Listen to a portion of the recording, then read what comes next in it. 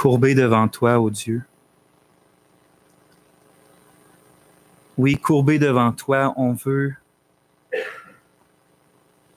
invoquer ta grâce transformatrice. Parce que ta grâce, ô Dieu, tu nous apprends qu'elle est une puissance qui nous transforme, qui nous rend comme Jésus, notre Sauveur, de plus en plus. Et c'est ce qu'on veut te demander ce matin, de nous transformer, d'utiliser ce culte non pas pour qu'on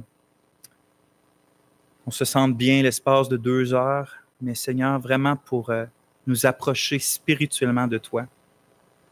Que ton esprit oint ce peuple qui s'est assemblé ce matin pour lui parler, pour l'enseigner, pour te révéler à nous dans tes Écritures, ô Dieu. Pardonne-nous les fausses conceptions qu'on a de toi. Enseigne-nous. Dis-nous qui tu es ce matin.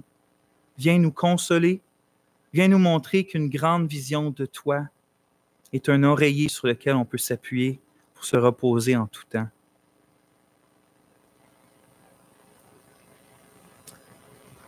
Seigneur, énergise-moi et mets ma parole claire pour que nos cœurs à tous puissent être édifiés selon Jésus ce matin. Amen. Frères et sœurs, je vais commencer par lire la parole de Dieu. On est toujours dans l'épître d'1 Pierre, bien sûr. Je vais lire à partir du verset 6, qui est affiché derrière moi. Puis on va lire jusqu'au verset 8. Donc, on est dans 1 Pierre 2, verset 6, pour ceux qui veulent suivre dans leur propre Bible. 1 Pierre 2, on va lire les versets 6 à 8. Et je commence à lire la parole de Dieu. Parce qu'on trouve dans l'Écriture, voici, je pose en Sion une maîtresse pierre d'angle, choisie, précieuse, et celui qui croit en elle ne sera pas confus. L'honneur est donc pour vous qui croyez.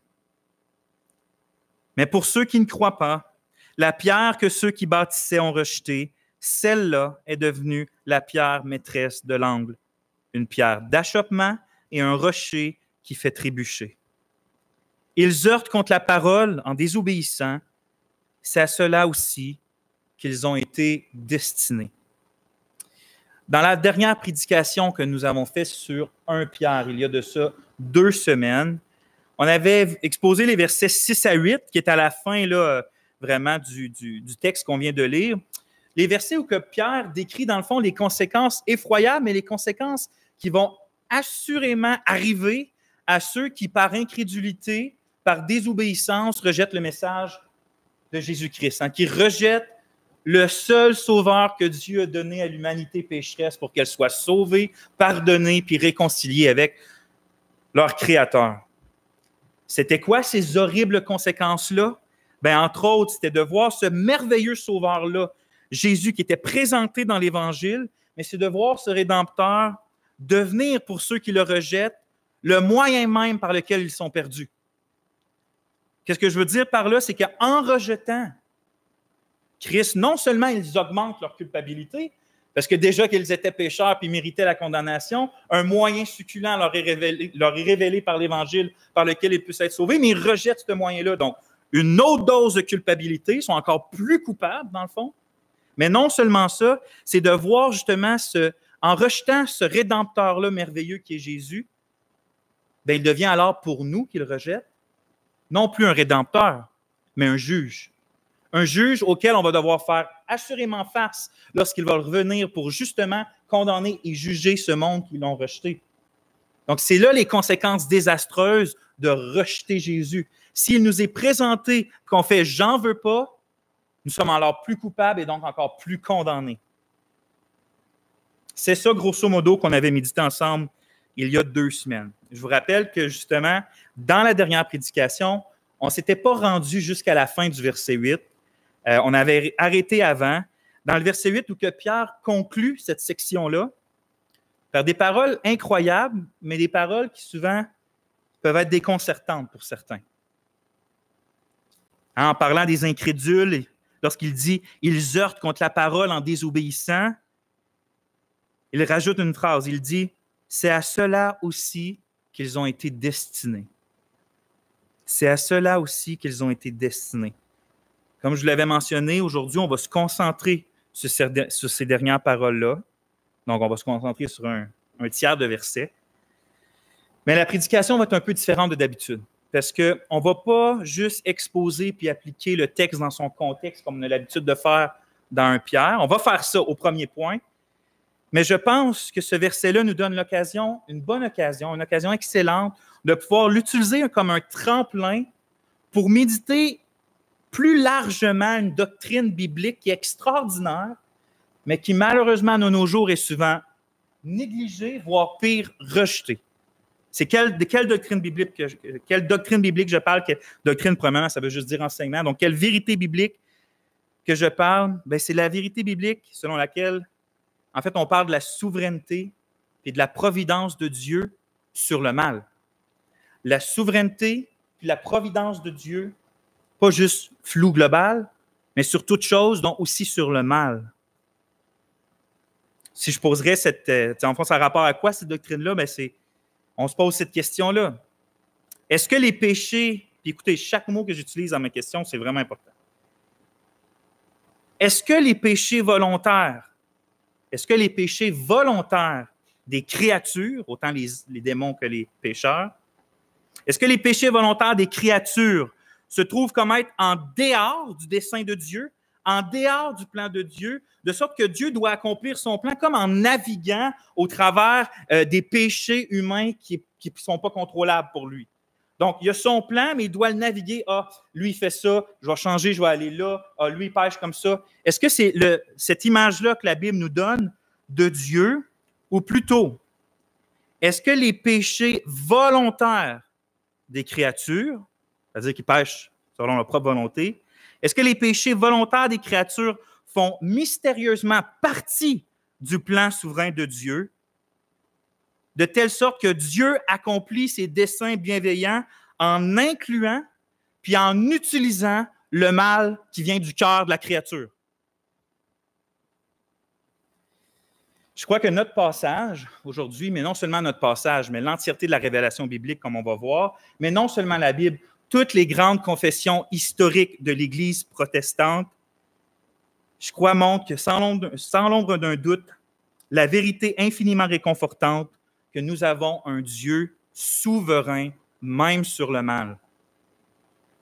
En d'autres mots, notre Dieu est si infiniment grand que sans jamais devenir l'auteur du mal, sans jamais devenir l'initiateur du mal, sans jamais devenir la cause du péché, accomplit tout de même ses plans divins éternels en incluant, puis en permettant, en incluant, puis en utilisant le péché volontaire des hommes pour arriver à ses fins. Donc, ce n'est pas que c'est lui l'auteur du mal, mais dans ses plans, il décrète l'utiliser, le mal qui vient du cœur des créatures. Alors, comme on va le méditer aujourd'hui, je crois profondément que c'est une vérité absolument incroyable qui rassure, qui console, qui éblouit tous les chrétiens, surtout ceux qui vivent injustement de la persécution. Tous ceux qui vivent justement des difficultés, je crois que Dieu nous révèle cette manière-là d'être souverain sur le mal dans la Bible pour tous les chrétiens, mais spécifiquement pour ceux qui souffrent. Injustement, justement. Injustement, justement. Et donc, le titre de ma prédication aujourd'hui, c'est justement « Un Dieu souverain sur le mal ». On va voir 3 points.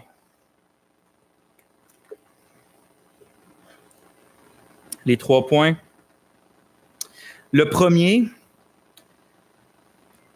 on va en parler, on va les expliquer, mes points. Mais le premier, c'est destiné à désobéir à l'Évangile. Destiné à désobéir à l'Évangile. Ce premier point-là, on va se concentrer sur 1 Pierre 2,8, puis le contexte, puis c'est vraiment là qu'on va rester dans le texte, on va essayer d'expliquer ce que Pierre dit. Le deuxième point, on va sortir de Pierre, on va aller se promener un peu dans la Bible pour voir plus largement le fait que, puis c'est le nom de mon point, qu'on a un Dieu qui utilise le péché. Un Dieu qui utilise le péché. Pas qu'il pêche, hein? On va le dire souvent, mais qui utilise le péché de ses créatures. Et troisièmement, on va revenir dans 1 Pierre, puis on va se poser la question pourquoi Pierre il conclut avec ça, Pourquoi il rajoute cette petite phrase-là, dans le fond? Puis on va voir que c'est justement parce qu'il trouve que c'est une vérité rassurante pour ce que ses lecteurs sont en train de vivre comme persécution en Asie mineure. Alors, je vais prier, puis on va débuter ça. Notre Dieu, je suis bien sincère devant toi. Quel grand privilège puis joie incroyable de pouvoir prêcher ta parole, mais en même temps, je confesse au Dieu que ça peut paraître à la chair ingrat parce que à chaque fois, on sait qu'on se lève, qu'on va à la tribune puis qu'on échoue de manifester ta grandeur. Mais ta parole est là, puis ta parole, c'est elle qui convainc. Et Seigneur, c'est toi qui, par ton esprit, veut utiliser ta parole pour nous enseigner chacun d'entre nous, puis l'appliquer à chacune de nos vies. Qu'on puisse sortir d'ici avec un plus grand désir, non seulement de te connaître, mais de t'adorer pour qui tu es vraiment. Et ça en toute occasion, puis dans toutes circonstances. Amen.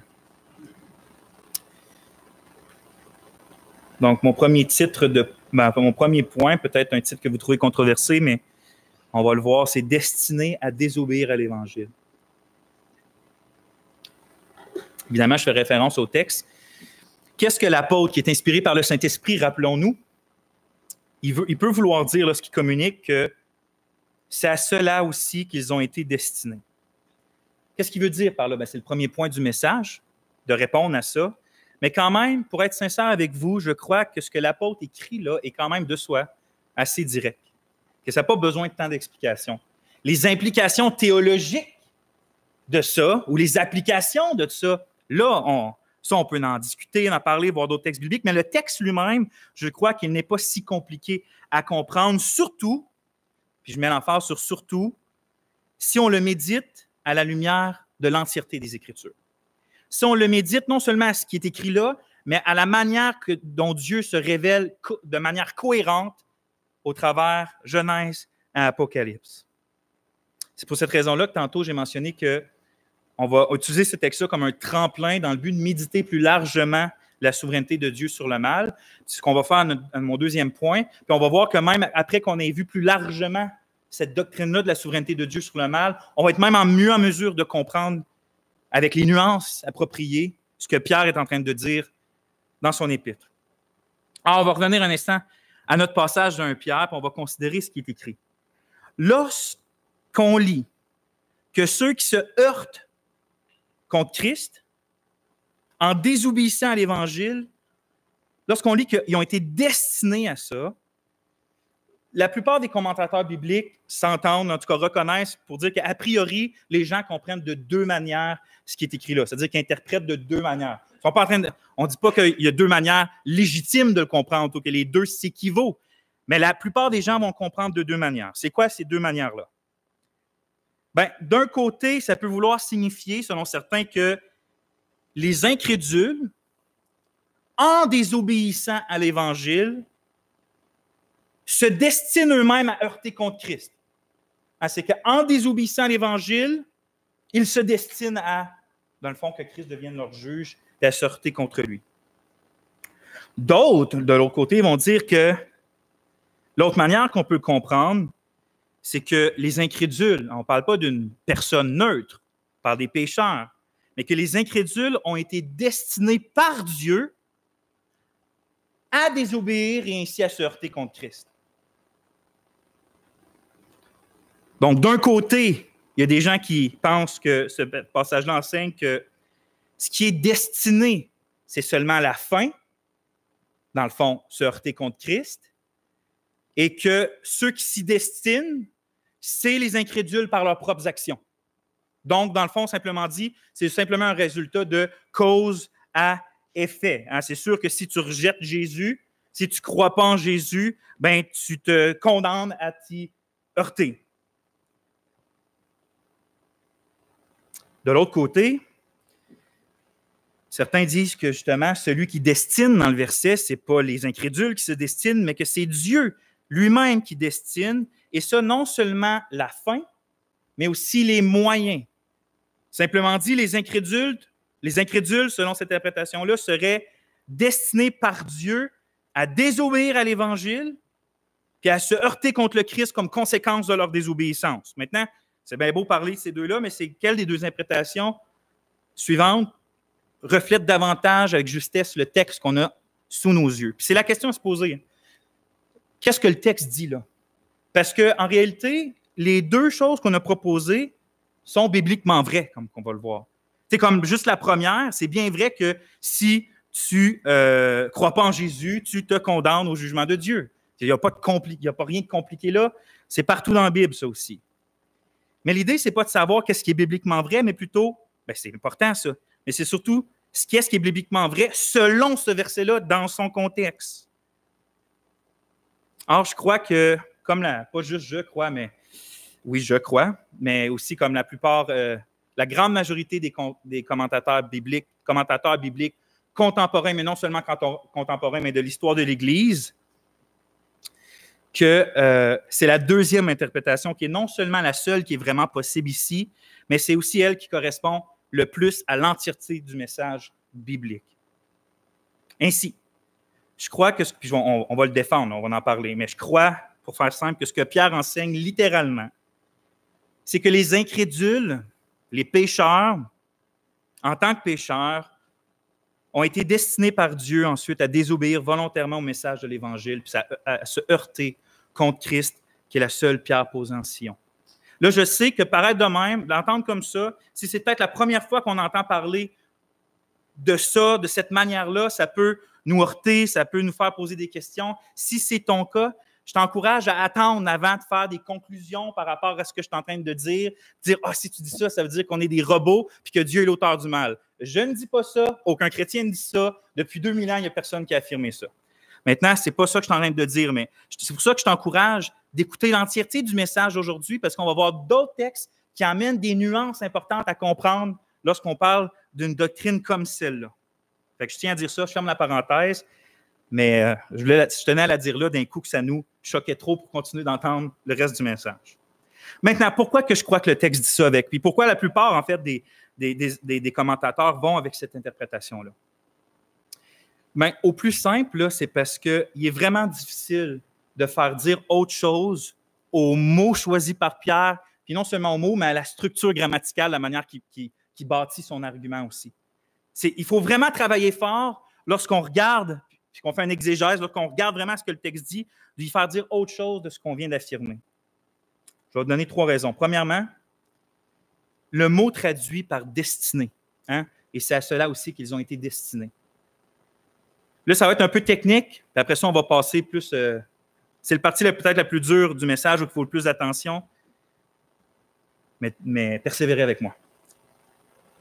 Premièrement, le mot traduit par destinée, c'est qu'il est sous une forme passive. Là, tu dis, c'est quoi ça veut dire, une forme passive? Bien, au plus simple, ça veut dire que c'est pas les incrédules qui font l'action de se destiner. Ils la reçoivent, cette action-là. C'est-à-dire que c'est un autre qui les destine. Tu ne peux pas sortir de la forme que le mot a lui-même. Il est justement une forme passive. C'est que c'est un autre qui les destine. Puis bien évidemment, dans le contexte, cet autre-là, c'est nul autre que Dieu. Donc, c'est Dieu qui destine. Déjà là, on a ça d'établi. Deuxièmement, le mot traduit par destinée en français est très, très, très... Il est beaucoup utilisé dans le Nouveau Testament. Un peu pour parler, souvent il va être traduit par établir, hein, comme Paul va dire, avant même que je sois né, tu m'as établi comme lumière des nations, des choses comme ça. Tu sais, le mot établir. Mais plus souvent qu'autrement, ce mot-là est traduit, il parle d'une action souveraine de Dieu qui est faite dans les temps passés, dans l'éternité passée. Donc, dans l'idée de prédestiner. Je vais vous donner 2 exemples, juste pour nous aider. Il y a bien d'autres exemples, mais je vais vous donner 2 autres contextes où ce mot-là est utilisé. Par exemple, Actes, chapitre 1, verset 7. Le contexte, c'est, vous savez, Jésus n'est pas encore monté vers son Père. Puis là, il parle à ses disciples juste avant de monter. Puis là, ses disciples disent, OK, mais ça va être quand le rétablissement du royaume? C'est quand ça va arriver? Jésus répond ceci. Ce n'est pas à vous de connaître les temps ou les moments que le Père a fixé de sa propre autorité. Le mot traduit par fixé, là, c'est le même mot que traduit par destiné. Donc, vous voyez, il y a l'idée, le moment de la fin où que le royaume de Dieu va être pleinement établi, c'est un jour fixé dans le cœur de Dieu. C'est quelque chose de déterminé d'avance. Un autre contexte, dans 1 Thessaloniciens, chapitre 5, verset 9. C'est écrit « Car Dieu ne nous a pas destinés à la colère », c'est le même mot, mais à la possession du salut par notre Seigneur Jésus-Christ. Donc ici, Paul parle des croyants, des élus que Dieu a destinés pour le salut. Puis très souvent, on voit que ce mot-là, dans le fond, il y a plus souvent qu'autrement le sens de déterminer d'avance, que Dieu fait un choix dans l'éternité passée, un choix qui va nécessairement arriver. Troisièmement, lorsque Pierre écrit « c'est à cela aussi » qu'ils ont été destinés, mais c'est à cela. Le mot « cela », en grec, fait référence à la pensée qui a été établie avant, mais même en français, sauf qu'en grec, c'est encore plus clair que ça fait référence à l'entièreté de la pensée qui vient d'être exprimée. Et donc, ce que je veux dire par là, c'est que ça ne fait pas simplement référence au verbe principal qui est « ils heurtent », mais en désobéissant vient modifier le verbe principal en grec. Et donc, l'idée qu'ils ont été destinés, c'est à cela qu'ils ont été destinés, n'a pas le choix d'englober toute la phrase d'avant. Donc, ils heurtent la parole en désobéissant. C'est à cela, à cet ensemble-là, qu'ils ont été destinés. Simplement dit, les incrédules ne sont pas destinés seulement à l'action de se heurter, mais à l'action de se heurter en désobéissant à la parole. On aurait pu nommer d'autres arguments, comme le fait qu'au verset 9, il n'y a pas de séparation dans le texte grec, hein, il n'y a pas de titre puis de séparation. C'est donc, l'idée continue. C'est à cela aussi qu'ils ont été destinés, mais vous êtes une race élue. Vous voyez le contraste? Eux, ils ont été destinés à cela, mais vous avez été choisis pour autre chose. Donc, vous voyez l'idée, le parallèle entre élection et destinée. Ainsi, je finis la partie technique, comme l'écrit une érudite américaine, une érudite biblique, une professeure en grec et d'exégèse du Nouveau Testament aux États-Unis. Elle écrit, Karen Jobs, « Il est impossible d'échapper à la force de l'enseignement de Pierre, selon laquelle Dieu a souverainement déterminé le destin de ceux qui viennent au Christ et de ceux qui désobéissent à sa parole et rejettent son évangile. » Dans le fond, ce que Pierre écrit est assez simple dans le contexte. Jésus n'a pas juste été établi afin d'être la pierre angulaire de Sion, mais il a été établi afin d'être la pierre d'achoppement de ceux qui étaient pécheurs. Il a été établi pour sauver les croyants, mais il a été établi afin que les pécheurs s'y heurtent. Tout comme Dieu connaît éternellement les élus qu'il a déterminé de sauver avec grâce, il connaît aussi éternellement les non-élus, hein, par nécessité, qu'il a déterminé de condamner pour leurs péchés. Ainsi, les élus ont été destinés au salut par la foi en Jésus, alors que les non-élus ont été destinés à se heurter contre Jésus par désobéissance. Or, il est crucial de comprendre que la détermination souveraine de Dieu, ce n'est pas la même dans les deux cas. Lorsque Dieu détermine le destin de ses élus, il détermine qu'il va lui-même les conduire puissamment à la foi, par grâce. Alors que lorsque Dieu détermine le destin des non-élus, ce n'est pas lui qui va être la cause de leur péché. Il ne détermine pas de forcer le péché en eux. Il détermine seulement qu'ils vont payer pour leur propre péché. Autrement dit, en ce qui concerne le destin des croyants, Dieu, c'est la cause de la foi, alors que dans le destin des incrédules, Dieu n'est jamais la cause du péché, mais les incrédules eux-mêmes causent leur propre péché. Le Seigneur a déterminé d'avance de tout simplement les laisser pécher volontairement et de les punir justement en conséquence. C'est pour ça que Dieu, c'est jamais l'auteur du mal. C'est pour ça que les pécheurs sont toujours tenus responsables de leur propre péché. C'est parce qu'ils sont la cause de leur péché. Dieu détermine d'avance, mais la cause du péché, c'est toujours le pécheur qui fait ce qu'il veut selon son propre cœur. Simplement dit, Dieu ne pousse jamais un pécheur à pécher, mais en péchant volontairement, le pécheur accomplit quand même les plans de Dieu. Dieu ne pousse jamais un pécheur à pécher, mais lorsqu'il pêche, par exemple en rejetant Jésus, il pêche en accomplissant les plans déterminé de Dieu. Et ça, c'est le sens donc du passage aujourd'hui. Dieu a déterminé d'avance que les incrédules, les pécheurs allaient se heurter contre le Christ par une désobéissance volontaire. Puis cet endurcissement de cœur, c'est parce que c'est ça qui se passe, dans le fond. Dieu détermine d'endurcir le cœur des pécheurs, qui sont pécheurs, comme un jugement pour que Christ soit maintenant une confrontation pour eux, une pierre d'achoppement pour eux. Ils ne méritent pas, la grâce de Dieu ne se mérite pas, ils sont dignes du jugement de Dieu, et Dieu détermine de les juger ici en endurcissant leur cœur face à Christ. Alors oui, notre Dieu est souverain, et ça d'une souveraineté absolument inimaginable, de telle sorte que même le péché volontaire des hommes n'échappe pas à l'accomplissement de ses plans éternels. Et si je veux le dire autrement, notre Dieu est si grand qu'il est même capable de permettre, d'inclure et d'utiliser le péché de ses créatures dans l'accomplissement de ses plans, et ça sans jamais se tacher lui-même les mains d'iniquité. C'est cette grandeur-là du Dieu révélé dans les Écritures. Ça me conduit justement au deuxième point du message, puis c'est un Dieu qui utilise le péché. Et là, on sort d'un Pierre juste pour voir des nuances de ce qu'on vient de voir apporter dans les Écritures. Donc, un Dieu qui utilise le péché.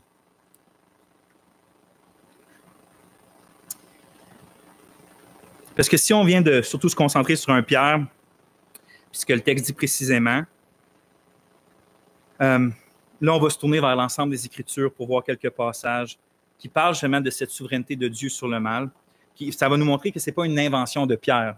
Ce n'est pas incohérent. Ce qu'on vient de voir, ce n'est pas incohérent avec le reste des Écritures. Bien au contraire, Dieu s'est toujours révélé ainsi.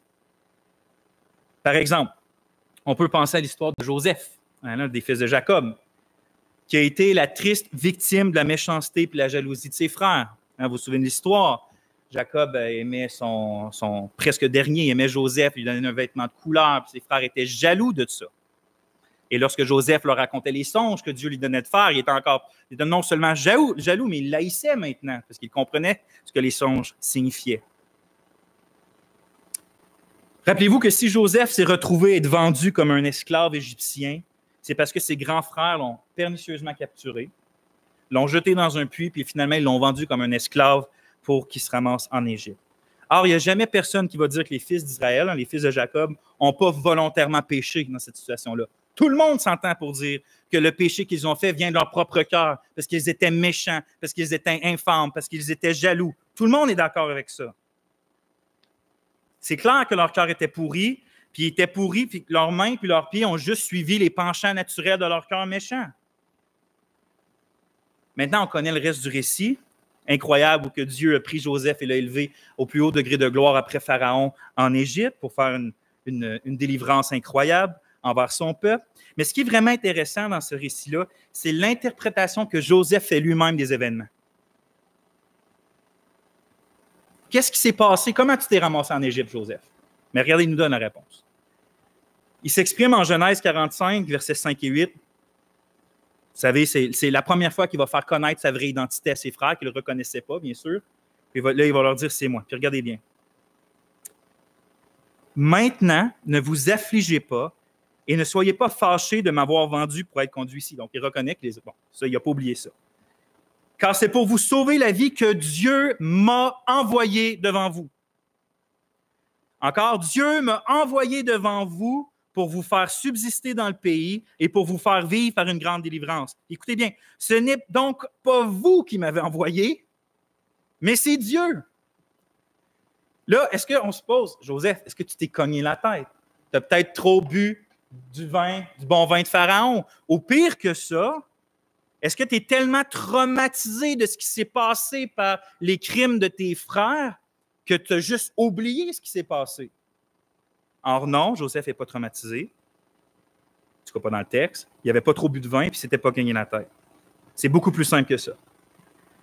Dans le fond, Joseph, il croyait et il savait tout simplement que l'Éternel est toujours souverain sur le mal et sur le péché. C'est pour cette raison-là qu'il pouvait affirmer avec grande vérité que dans le fond, ce n'était pas ses frères qui l'avaient envoyé en Égypte, mais c'est Dieu. Or, Dieu avait simplement utilisé le moyen de la méchanceté de ses frères pour le faire. C'est pour cette raison-là que même plus tard dans le récit, on est rendu à la fin de la vie de Joseph, le père de Joseph meurt. Quand Jacob meurt, puis là, les frères disent, ben là, vu que notre père n'est plus là, là, il va se venger.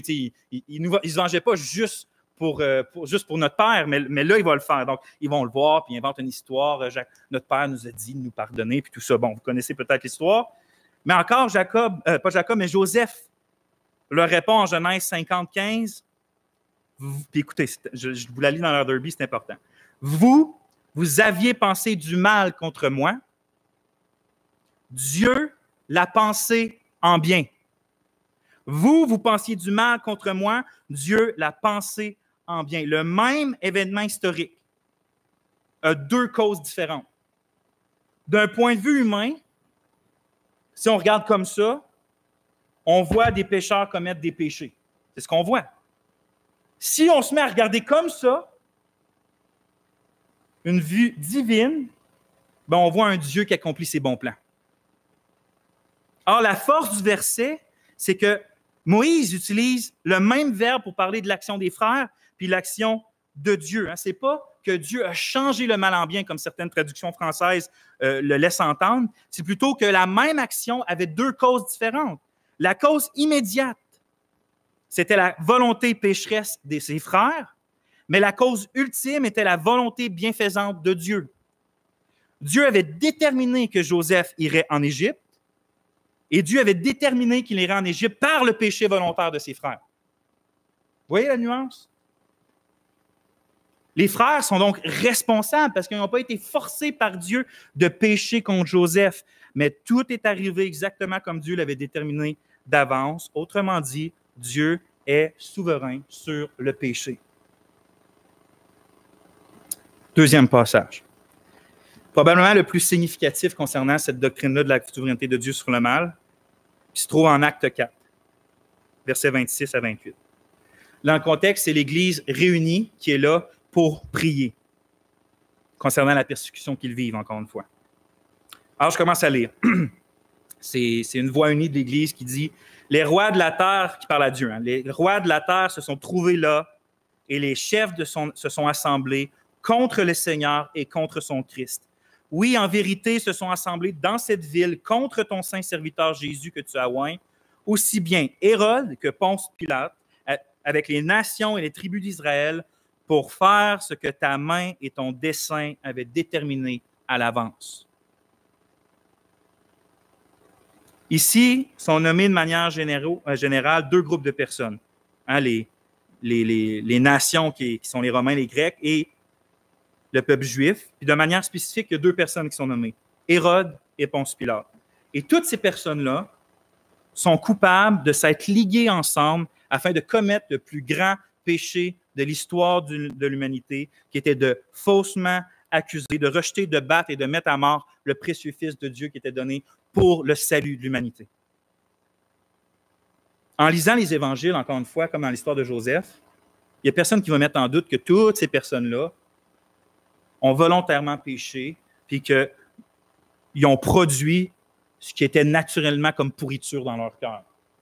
Tout ce qu'ils ont fait, il n'y a personne qui leur a tordu la main. Or, l'Église primitive, tout comme Joseph, croyait et savait que Dieu était entièrement souverain sur le péché, de sorte que dans leur prière, ils pouvaient affirmer que tous ces crimes-là qui avaient été commis contre Jésus-Christ accomplissaient en fait tout ce que ta main et ton dessein avaient déterminé à l'avance. Dieu n'avait pas seulement déterminé d'avance que son Fils allait s'incarner pour porter les péchés de son peuple, mais il avait aussi déterminé d'avance que les Juifs, les Romains, Hérode et Ponce Pilate, pour rajouter Judas et d'autres, allaient tous agir volontairement comme ils ont agi. Autrement dit, ce n'est pas seulement la venue de Jésus qui était déterminée, mais c'est aussi le rejet par son peuple, la moquerie d'Hérode, la fausse accusation des Juifs, l'inique condamnation de Ponce Pilate et son atroce mort sur la croix. La souveraineté de Dieu ne le rend aucunement responsable des péchés volontaires des autres, mais clairement, Dieu utilise le péché de l'homme afin d'accomplir ses plus grands et merveilleux plans. C'est pour ça que les pécheurs sont justement toujours accusés et responsables de leur péché, même lorsque dans leur péché, ils accomplissent le plan de Dieu. L'apôtre Pierre, mais dans un autre texte, dans Acte 2, va justement accuser les Juifs des péchés qu'ils ont commis. Mais écoutez bien, Acte 2, verset 22, c'est l'apôtre Pierre qui parle aux Juifs. « Israélites, écoutez ces paroles. Jésus le Nazaréen, homme qui a été accrédité de la part de Dieu devant vous par les miracles, les prodiges et les signes que Dieu a fait par lui au milieu de vous, comme vous-même vous le savez, lui qui a été livré selon le dessein arrêté et la préconnaissance de Dieu, vous l'avez cloué à une croix et vous l'avez fait périr par la main Dominique. » Pierre n'a aucune difficulté dans ce passage-là d'accuser les Juifs que c'est vous qui l'avez crucifié, puis de les juger, puis de les condamner pour ce péché-là, mais en même temps, il leur dit qu'ils ont accompli le dessein arrêté de Dieu. Ils n'ont pas été, encore une fois, contraints de crucifier Jésus contre leur gré. Non, en le mettant à mort, ils ont fait ce qu'ils voulaient faire dans leur cœur, avec leur volonté libre, leur volonté pécheresse, mais en le faisant, ils ont fait et accompli ce que Dieu voulait aussi, c'est-à-dire que le Fils porte les péchés du monde, de ses enfants. De même, dans notre passage de 1 Pierre 2, versets 6 et 8, qui est derrière moi, l'apôtre aussi, il condamne l'incrédulité. Il condamne la désobéissance de ceux qui trébuchent sur Christ. Il ne prétend pas que leur désobéissance pécheresse est exempte de culpabilité en rajoutant « et c'est à cela qu'ils étaient destinés ». Ça ne l'enlève pas leur culpabilité. Il fait juste faire une espèce de zoom-out, regarder en haut, puis dire ben, malgré le fait qu'ils rejettent le Sauveur du monde, ils font qu'accomplir les plans de Dieu.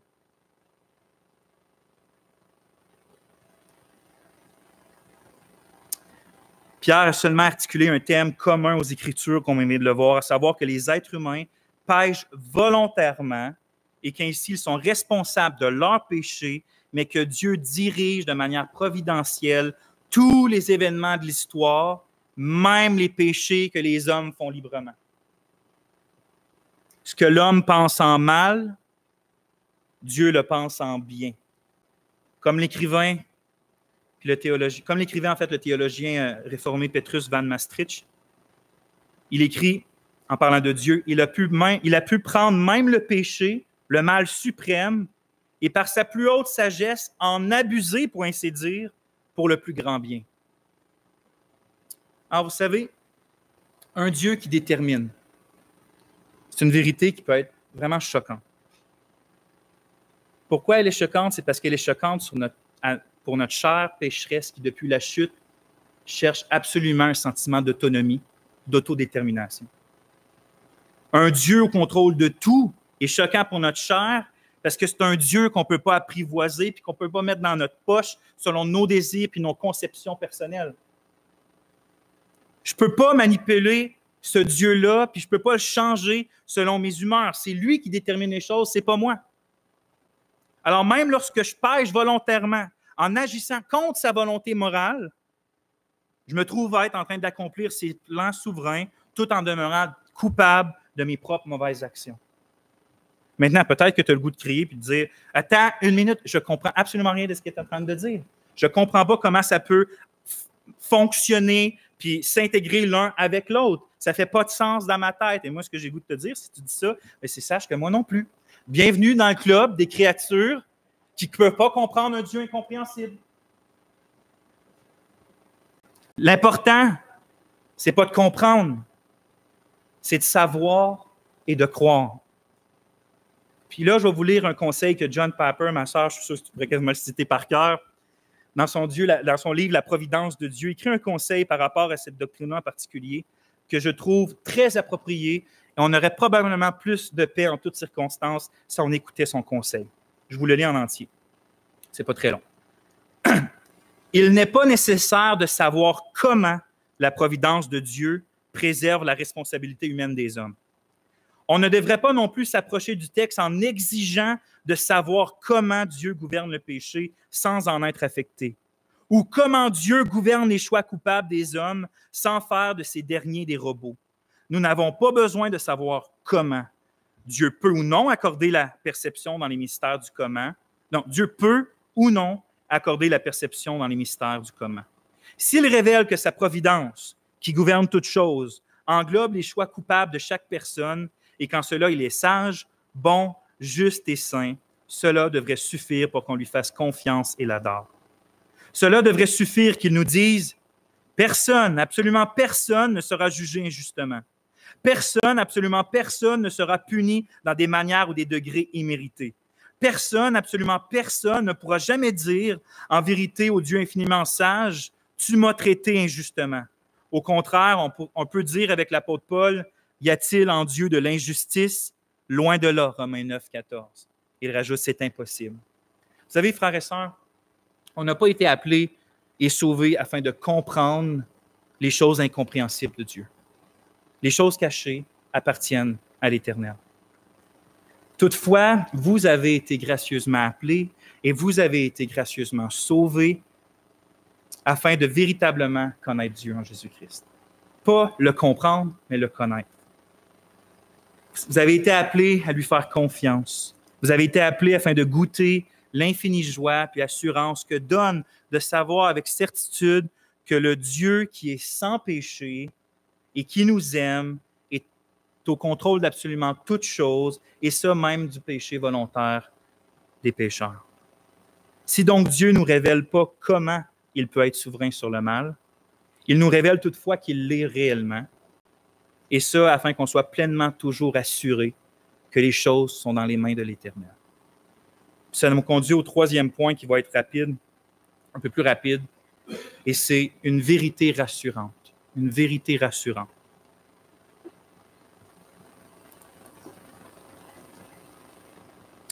Ce point-là va être plus court, mais absolument crucial, parce que dans le fond, je me suis demandé, pourquoi Pierre, dans notre passage de 1 Pierre 2,8, il désirait tant conclure sa pensée avec ce thème-là de la souveraineté de Dieu sur le péché de l'homme. Tu sais, pourquoi il écrit aux chrétiens persécutés, par rapport à ceux qui l'ont font du mal, pourquoi l'Esprit, dans le fond, l'inspire-t-il à rajouter ces toutes petites phrases-là que beaucoup peut-être aimeraient soient juste pas là? Ça ferait moins de troubles, moins de problèmes. C'est juste ces 4-5 mots-là, 6 mots-là seraient juste enlevés. La phrase pourrait finir à « Il se heurte contre la parole en désobéissant », puis on comprendrait tout le message. Or, si ce verset est là, c'est par la volonté de l'Esprit, puis il y a une bien bonne raison. En fait, je crois qu'il est là justement dans le but de réconforter, souvenez-vous, les lecteurs qui sont persécutés en ce moment. Tu me dis, en quoi c'est réconfortant ça? Bien, c'est rassurant parce que l'Esprit nous rappelle que le mal qui nous arrive, même par le cœur pécheur des autres, ce n'est pas soustrait au contrôle de Dieu. Et par conséquent, le mal qui nous arrive a toujours un but bienfaisant. Ce n'est pas juste du mal hasardeux. Ce n'est pas juste Dieu qui fait comme « j'aurais tellement aimé de t'éviter ça, mais je ne pouvais rien faire. » Il agit de sa propre volonté, vous comprenez? Non, le mal a toujours du sens pour le chrétien. La douleur a toujours du sens parce qu'elle est toujours souverainement dirigée par Dieu pour leur bien. Dieu règne toujours, même sur ceux qui s'opposent à lui, sur ceux qui s'opposent au Christ, puis sur ceux qui s'opposent aux croyants. Pierre voulait rassurer ses lecteurs persécutés en leur montrant que ce qui se passait n'était pas en dehors du plan de Dieu pour leur vie. Tout comme les Juifs, en rejetant le Messie, accomplissaient les plans du salut, bien, tous ceux qui sont persécutés, en fait, tous ceux qui persécutent les disciples de Jésus, accomplissent aussi les plans de Dieu d'une manière bien mystérieuse. Cette vérité-là, oui, est déconcertante pour les incrédules, mais infiniment rassurante pour les croyants. Pourquoi? Parce qu'il se trouve qu'en nous faisant du mal selon leur propre mauvais cœur, les pécheurs nous font du bien selon le bon cœur de Dieu. Ceux qui nous font du mal par leur propre mauvais cœur se trouvent être en train de nous faire du bien selon le bon cœur de Dieu. Comme l'apôtre Paul écrit en Romains 8, 28, « Toute chose concourt au bien de ceux qui aiment Dieu, de ceux qui sont appelés selon son dessein. » Or, toute chose, ça comprend les actions pécheresses volontaires des pécheurs. Vous savez, les fils d'Israël pensaient empêcher l'accomplissement des songes de Joseph, mais se sont trouvés être la première pièce du domino qui a mené à l'accomplissement de la prophétie. Pharaon pensait empêcher le peuple de Dieu de sortir puis de le servir, mais il s'est trouvé être la trompette qui a fait retentir sur toute la terre la gloire merveilleuse du Seigneur. Satan pensait anéantir l'œuvre messianique en utilisant Judas, l'un des disciples du Seigneur, afin de le trahir. Il pensait anéantir toute l'œuvre, mais lui aussi s'est retrouvé finalement être l'instrument idéal de sa propre perte. Le monde a toujours pensé détruire l'Église en la persécutant, mais ils ont dû vite se rendre compte que, dans le fond, le sang des martyrs, c'est une semence de l'Évangile. Dieu décrète, Dieu permet, puis Dieu utilise les péchés volontaires afin d'accomplir des choses extraordinaires. Parfois, tu sais, on se demande de quelle manière, de comment que les chrétiens, les martyrs, tu sais, que ce soit les premiers martyrs ou encore ceux de nos frères et sœurs en ce moment qui sont grandement martyrisés pour la cause du Seigneur, comment ils peuvent le faire avec autant de joie, avec des cris de victoire même? Mais il faut qu'on réalise que les chrétiens du premier siècle, au travers de l'histoire de l'Église, en majorité, croyaient de tout leur cœur que justement Dieu était souverain sur le mal. Ces chrétiens-là croyaient que Dieu leur donnait la grâce d'être martyrs, le privilège d'être martyrs. Ils croyaient que les souffrances pour le nom de Jésus, c'était un appel qu'ils n'étaient pas dignes d'avoir. Ils croyaient que leur Dieu était au contrôle derrière le mal de leurs persécuteurs. Or, en face de la souffrance, souvent, oui, tu sais, comme là, c'est facile d'en parler comme ça, je suis là puis je ne souffre pas.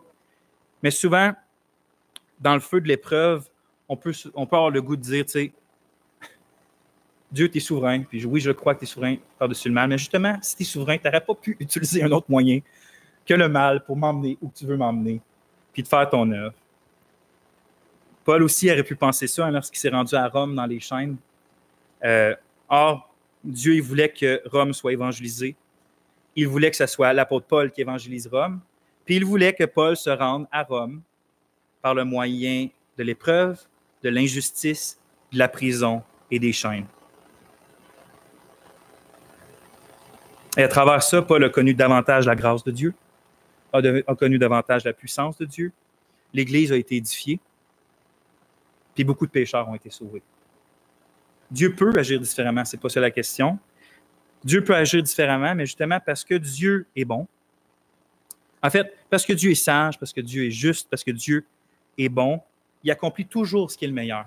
Or, s'il accomplit toujours ce qui est le meilleur, ça signifie que lorsque nous souffrons, même si c'est humainement difficile et qu'on aimerait humainement, normalement, si on n'est pas, si on n'aime pas la douleur, si on est saint d'esprit, c'est normal de désirer que les souffrances s'en aillent dans notre chair humaine. Mais si on souffre et que Dieu fait toujours le meilleur parce qu'il est sage, bon et juste, c'est-à-dire que nos souffrances actuelles sont c'est le signe que Dieu est en train d'accomplir le meilleur pour nous. Parce que Dieu ne fait que le meilleur. Voyez-vous, frères et sœurs, voyez-vous que la souveraineté de Dieu sur le mal, même si on ne la comprend pas, elle doit être notre réconfort. Charles Spurgeon disait que la souveraineté de Dieu, c'était l'oreiller sur lequel il pouvait s'endormir en paix chaque nuit. Mais Dieu, en fait, toi aussi, ça peut être ton oreiller. Au lieu d'être toujours une genre de doctrine que tu as de la misère, puis tu essaies de raisonner, puis tu ne peux pas la raisonner. Comme toutes les doctrines de la Bible, lorsqu'on les reçoit, lorsqu'on les connaît, hein, il y a une intelligence, il faut les connaître, mais les recevoir par la foi. Lorsqu'on fait confiance à Dieu au travers elles deviennent, comme la doctrine de la souveraineté de Dieu sur le mal, des oreillers sur lesquels, même si on ne comprend pas tout, elle nous donne la paix du Seigneur. Charles Spurgeon, un missionnaire, pas Charles Spurgeon, mais Paul Washer, un missionnaire, avait déjà dit que justement, s'il part en mission, puis qu'il revient, puis qu'il est arrivé quelque chose de mal à sa famille, vraiment d'atroce, puis qu'il a perdu sa famille, il dit, j'ai pas besoin de savoir pourquoi. C'est pas la question que j'ai besoin de savoir. Je veux juste savoir qui est au contrôle. Parce que si tu me dis que Dieu est au contrôle, je vais me soumettre à lui, je vais chercher sa face, mais je vais être capable, OK, Dieu a un plan avec ça. Mais si tu me dis que Dieu n'est pas au contrôle, puis qu'il aurait voulu l'empêcher, puis qu'il n'a pas pu l'empêcher, je perds absolument tout fondement dans ma vie. C'est infiniment préférable d'avoir un Dieu souverain sur le mal, même si on ne le comprend pas, que de finir avec une doctrine qui nous enseigne que Dieu n'est pas souverain sur le mal. Parce que si Dieu n'est pas souverain sur le mal, c'est qu'il n'est pas souverain, et donc pas souverain sur le bien non plus. Alors, il est si triste que tant de chrétiens refusent cette consolation-là. C'est comme si on voulait d'un Dieu souverain sur le bien, qui peut donner toute bénédiction, mais qu'on ne veut pas d'un Dieu souverain sur le mal, qui peut utiliser dans notre vie le péché des autres pour un plus grand bien. Parfois, on ressemble davantage à la femme de Job qu'à Job, qu'on désire le bien qui vient de Dieu, mais pas le mal permis par lui. On veut d'un Dieu qui décrète la venue de Jésus pour le pardon des péchés. Alléluia à ça. mais on ne veut pas d'un Dieu qui décrète le péché de ceux qui crucifient Jésus. On veut d'un Dieu qui fait miséricorde, mais on ne veut pas d'un Dieu qui endurcit. On veut d'un Dieu qui destine ses élus au salut, mais on ne veut pas d'un Dieu qui destine les autres à payer pour leurs péchés. Or, si c'est notre cas, on est incohérent dans notre foi, de sorte que c'est normal que notre foi soit chambranlante quand l'adversité nous arrive. Or, Dieu vous offre à vous un meilleur fondement où appuyer votre foi. Puis ce fondement-là, c'est la promesse que sans jamais être lui-même l'auteur du péché, il est souverain sur le mal, et ça pour ton plus grand bien à toi. Frères et sœurs, que Dieu vous conduise davantage dans la connaissance de son précieux Fils Jésus. Je vais prier, puis ensuite de ça, on va être dans une minute de silence. Seigneur, tu connais maintenant, mais tu connais toujours, mais tu connais ce qui est dans notre cœur présentement. Peut-être qu'on est consolé, peut-être qu'on est confus, peut-être qu'on est fâché. Toi seul connais nos cœurs à tous. Mais ô Dieu, justement, tu peux te révéler à nous tous personnellement, dans nos cœurs par ta parole. Donc, donne-nous un désir de te voir en vérité. Et ô Dieu, on veut te louer tellement parce que qu'on se tourne à gauche ou à droite, qu'on regarde en bas ou en haut, qu'on regarde les grandes choses comme les petites, nous savons, même si nous ne comprenons pas, nous savons que notre Dieu est au contrôle de toutes choses. Et Seigneur, gloire à toi de nous avoir inclus dans tes plans de grâce. Quelle bonté tu nous as fait. Amen.